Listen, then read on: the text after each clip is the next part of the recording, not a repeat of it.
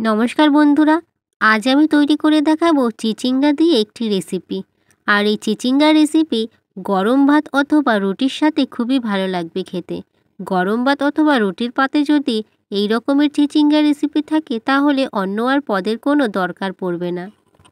এখনও অনেকেই আছেন যারা চিচিঙ্গা খেতে পছন্দ করেন না। তারা যদি এইভাবে রান্না করে নেন তাহলে তারাও চিচিঙ্গা খুব ভালোভাবে খেয়ে নেবে। চিচিঙ্গা রেসিপির জন্য আমি এখানে 750 গ্রাম চিচিঙ্গা নিয়েছি। আর চিচিঙ্গাগুলো অনেকটাই লম্বায় বড় সাইজ বলে আমি এরকম মাঝখান থেকে দু টুকরো করে নিয়েছি। এতে চিচিঙ্গাগুলো ছুলতে সুবিধা হবে, সেই জন্য আমি দু টুকরো করে নিয়েছি। এরপরে চিচিঙ্গাগুলোকে আমি খুব ভালো করে একটা ছুরি দিয়ে ছুলে নেব। আর চিচিঙ্গা ছুলতে বটির থেকে ছুরি দিয়েই খুব ভালোভাবে ছোলা যায়। আপনারা ছুরি দিয়ে চিচিঙ্গা এরকম ছুলে নেবেন, দেখবেন খুব ভালোভাবে চিচিঙ্গাগুলো ছোলা যাচ্ছে। কারণ চিচিঙ্গার খোসাগুলো এতটাই পাতলা, ছুরি দিয়ে খুব ভালোভাবে সেই জন্য ছোলা যায়। আর বন্ধুরা, এখনও অনেকেই আছেন যারা এই চ্যানেলটিকে সাবস্ক্রাইব করেননি। তারা অবশ্যই চ্যানেলটিকে সাবস্ক্রাইব করে পাশে থাকা বেল অপশনে ক্লিক করে দেবেন। আর যদি আপনারা ভিডিওটি ফেসবুক থেকে দেখেন তাহলে তিয়াশা ফুডস হাউস চ্যানেলটিকেও ফলো করে দেবেন। সবকটা চিচিঙ্গা আমি খুব ভালো করে ছুলে নিয়েছি। এইবারে চিচিঙ্গাগুলোকে খুব ভালো করে ধুয়েও নেব। চিচিঙ্গাগুলো ছোলার পরে ভালো করে ধুতে হবে, কেটে আর ধোবো না। এরপরে আমি চিচিঙ্গাগুলোকে কেটে নেব। তার জন্য মাথার দিকটা একটু ছোট্ট করে কেটে নিয়েছি। এইবারে ছোট ছোট সরু সরু করে চিচিঙ্গাগুলোকে কেটে নেব।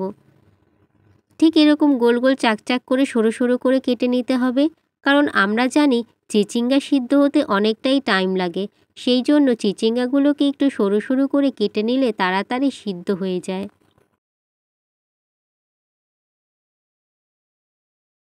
আর এই দেখুন, ঠিক এরকম সরু সরু করে চিচিঙ্গাগুলোকে আমি কেটে নিয়েছি।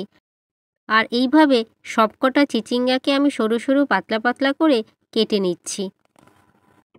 সবকটা চিচিঙ্গা কাটা হয়ে গেছে। এরপরে দেখব চিচিঙ্গার মধ্যে শক্ত বীজ আছে কিনা। যদি শক্ত বীজ থাকে তাহলে সেইগুলোকে ফেলে দেব। এছাড়া যে সমস্ত বীজগুলো নরম সেগুলো না ফেললেও চলবে। আমি চিচিঙ্গাগুলোকে কচি নিয়েছি, তার জন্য বীজগুলো নরম, আর বীজ ফেলার কোনো দরকার নেই। আর এখন অন্য একটা পাত্রের মধ্যে সব চিচিঙ্গাগুলোকে তুলে নিচ্ছি। তারপরে রান্নার মূল রেসিপিতে চলে যাব। এখন এই চিচিঙ্গাগুলোকে একটা সাইড করে রেখে দিচ্ছি। রান্নার জন্য কড়াই বসিয়ে দিয়েছি ওভেনে, আর কড়াইতে দিলাম সর্ষের তেল। আর বন্ধুরা, আপনারা আজকের এই রান্নাটি সর্ষের তেল দিয়ে করারই চেষ্টা করবেন। তারপর ফোড়নের জন্য দিলাম কালো জিরে, আর দিলাম কয়েক টুকরো শুকনো লঙ্কা। কালো জিরা লঙ্কা ভালো করে ভেজে নেব। এবারে সামান্য একটু হলুদ দিলাম। এতে যখন আমি চিচিঙ্গাগুলো দেব তখন তেল ছিটকাবে না, তার জন্য সামান্য একটু হলুদ দেওয়ার পরে সমস্ত কেটে রাখা চিচিঙ্গাগুলো কড়াইয়ের মধ্যে দিয়ে দিলাম। এবারে চিচিঙ্গাগুলো নেড়েচেড়ে রান্না করে নেব। প্রথম অবস্থায় চিচিঙ্গাগুলোকে রান্না করার সময় গ্যাসের ফ্লেমটাকে একদম হাইয়ে করে নেব। একদম হাইয়ে করে নিয়ে প্রায় 5 মিনিটের মতন এইভাবে আমি রান্না করে নেব। তাহলে চিচিঙ্গাগুলো খুব তাড়াতাড়ি নরম হয়ে আসবে আর সিদ্ধও হয়ে যাবে। প্রথমে চিচিঙ্গা থেকে অনেকটাই জল বেরিয়ে আসবে, আর এই জলটাকে তাড়াতাড়ি শুকানোর জন্য গ্যাসের ফ্লেমটাকে আমি হাইয়ে রেখে 2 থেকে 3 মিনিটের জন্য এইভাবে ঢাকা চাপা দিয়ে রাখবো। আর ঠিক 2-3 মিনিট পরে আমি এবার ঢাকনাটা সরিয়ে নিলাম। আর চিচিঙ্গাগুলো নাড়তে নাড়তে দেখতে পাচ্ছি চিচিঙ্গা থেকে যে এক্সট্রা জল বেরিয়েছে সেই জলটা পুরোপুরি টেনে গেছে। কারণ গ্যাসের ফ্লেমটাকে হাই করে রাখা ছিল বলে তাড়াতাড়ি জলটা টেনে গেছে। আর চিচিঙ্গা অনেকটা মজেও গেছে, এছাড়া কিছুটা সিদ্ধও হয়ে গেছে। এইভাবে ঢাকা চাপা দিয়ে রান্না করলে তাড়াতাড়ি চিচিঙ্গা সিদ্ধ হয়ে যাবে। এখন আমি এর মধ্যে দিলাম স্বাদ মতো নুন, তারপরে দিচ্ছি 1 চামচ হলুদের গুঁড়ো। নুন আর হলুদের গুঁড়ো দিয়ে ভালো করে মিশিয়ে নিলাম চিচিঙ্গার সাথে।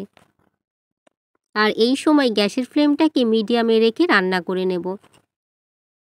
এরপরে আমি চিচিঙ্গাকে আরও একবার একটা ঢাকনা দিয়ে ঢেকে দিলাম, আর 4 মিনিটের মতন এইভাবে ঢাকা রেখে দিলাম। 4 মিনিট পরে আমি ঢাকনাটা সরিয়ে নিয়ে এইবারে দেখে নিচ্ছি চিচিঙ্গা অনেকটাই কিন্তু সিদ্ধ হয়ে গেছে। এছাড়া চিচিঙ্গা মজে গিয়ে চিচিঙ্গার পরিমাণটা কমেও গেছে। আর ঠিক এরকমভাবেই 2-3 বার ঢাকা চাপা দিয়ে আমি চিচিঙ্গা রান্না করে নেব। তাহলে দেখবেন বন্ধুরা খুব তাড়াতাড়ি চিচিঙ্গাগুলো সিদ্ধ হয়ে আসছে। আর এই চিচিঙ্গা রান্নাতে আমি জল দেব না। জল ছাড়া রান্না করলে চিচিঙ্গার একটা অন্য রকমের টেস্ট হয়। সেই জন্য বন্ধুরা জল ছাড়াই আমি রান্না করব। আরও একবার চিচিঙ্গা রেসিপিটাকে ঢেকে দিলাম। তারই মাঝে মশলা বানাবো। প্রথমে আমি দিলাম 1 চামচ কালো সর্ষে, তারপরে দিচ্ছি 1 চামচ সাদা সর্ষে, আর দিলাম হাফ চামচের থেকে একটু বেশি কালো জিরা, আর ঝালের জন্য দিচ্ছি কয়েকটা কাঁচা লঙ্কা। এইবারে অল্প অল্প জল দিয়ে খুব ভালো করে শিলনোড়ায় বেটে নিচ্ছি। আপনারা চাইলে মিক্সচার গ্রাইন্ডারেও পেস্ট করে নিতে পারেন। আর এখন দেখুন বন্ধুরা খুব ভালো করে একদম মিহিভাবে আমি শিলনোড়ায় বেটে নিয়েছি। তারপরে আমি ঢাকনাটা সরিয়ে এবারে দেখে নেব। আর এইবারে চিচিঙ্গা প্রায় অনেকটাই সিদ্ধ হয়ে গেছে। আর চিচিঙ্গার মধ্যে যেইটুকু জল জল ভাব ছিল পুরোটাই কিন্তু টেনে গেছে। চিচিঙ্গা চচ্চড়ি আরেকটু নেড়ে নিচ্ছি। আর আমি দেখতেই পাচ্ছি চিচিঙ্গা অনেকটাই খুব ভালো করে সিদ্ধ হয়ে গেছে। এখন আমি এর মধ্যে দেব বেটে রাখা মশলা। মশলা দিয়ে আবারও চিচিঙ্গার সাথে খুব ভালো করে মশলা আমি মিশিয়ে নিচ্ছি। আর এই সময় গ্যাসের ফ্লেমটাকে আমি একদম লোয়ে করে দেব। লোয়ে করে নিয়ে খুব ভালো করে চিচিঙ্গার এই রেসিপিটি রান্না করে নিচ্ছি। তাতে আস্তে আস্তে রান্নাটাও হবে আর পুড়েও যাবে না। এইবারে চিচিঙ্গার এই রেসিপিটি মোটামুটি রান্না হয়ে এসছে। আর চিচিঙ্গাগুলো খুবই ভালোভাবে সিদ্ধ হয়ে গেছে।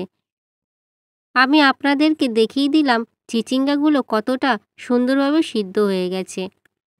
এরপরে আমি এর মধ্যে দেব হাফ চামচের মতন চিনি। নিরামিষ তরকারিতে চিনি দিলে খেতে খুবই ভালো লাগে, এছাড়া টেস্টের ব্যালেন্সটাও ঠিকঠাক থাকে। চিনি দিয়ে 1 মিনিটের মতন এরকমভাবে আমি নেড়েচেড়ে রান্না করে নেব। আর তারপরেই আজকের এই রেসিপি একদম পুরোপুরি রান্না হয়ে যাবে। রান্না হয়ে যাওয়ার পরে 5 মিনিটের মতন স্ট্যান্ডিং টাইমে রেখে দিলাম। তারপরই গরম ভাতের সাথে গরম গরম পরিবেশন করব, অথবা রুটির সাথেও পরিবেশন করতে পারেন। তাহলে বন্ধুরা আজকের এই রান্নার রেসিপিটি যদি আপনাদের ভালো লাগে, ভিডিওটিকে লাইক, কমেন্ট, শেয়ার অবশ্যই করে দেবেন। আর আপনারা অবশ্যই ভালো থাকবেন, সুস্থ থাকবেন। এছাড়া ভিডিওটি প্রথম থেকে শেষ পর্যন্ত দেখার জন্য অসংখ্য ধন্যবাদ।